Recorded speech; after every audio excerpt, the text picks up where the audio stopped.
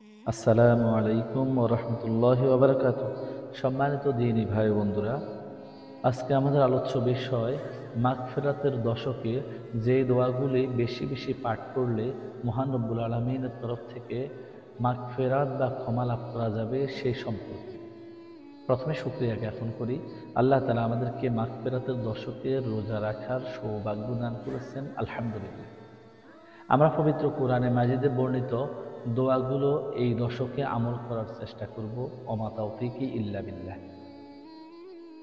প্রথম নাম্বার দোয়া, রব্বি গফির ওয়ারহাম ওয়া আনতা খায়রুর রাহিমিন।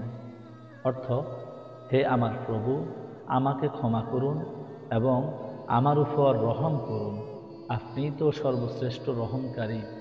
সূরা মুমিনুন 118 নম্বর আয়াত। দ্বিতীয় নাম্বার দোয়া, কোরআনে বর্ণিত, রব্বি ইন্নী যালামতু নাফসি ফাগফিরলি।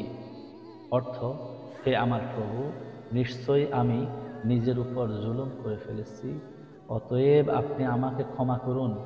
সূরা কাসাস আয়াত নাম্বার 16।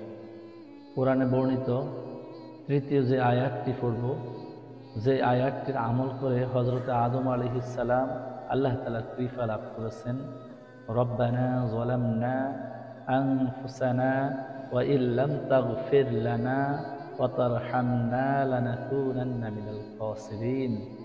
অর্থ, হে আমাদের প্রতিপালক, নিশ্চয়ই আমরা আমাদের প্রাণের উপর অত্যাচার করেছি,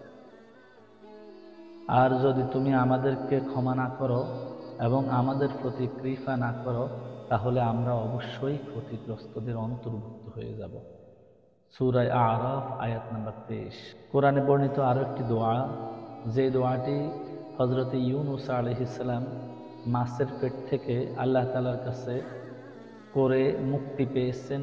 আল্লাহ তাআলার কাছে যে দোয়াটি করে ইউনূস আলাইহিস সালাম মাছের পেট থেকে মুক্তি লাভ করেছেন, লা ইলাহা ইল্লা আনতা সুবহানাকা ইন্নী কুনতু মিনাজ জালিমিন, যার অর্থ, তুমি ছাড়া আর কোনো ইলাহ নেই, তুমি একমাত্র পবিত্র সত্তা, অবশ্যই আমি অপরাধ করেছি।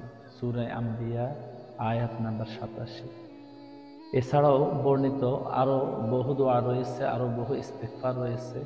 আমরা সকলেই মাগফিরাতের এই 10 দিনে খেলায় খেলায় সময় না কাটিয়ে আল্লাহ তাআলার কাছে নিজের কৃত গুনাহের ক্ষমা প্রার্থনা লাভ করার জন্য প্রার্থনা করব।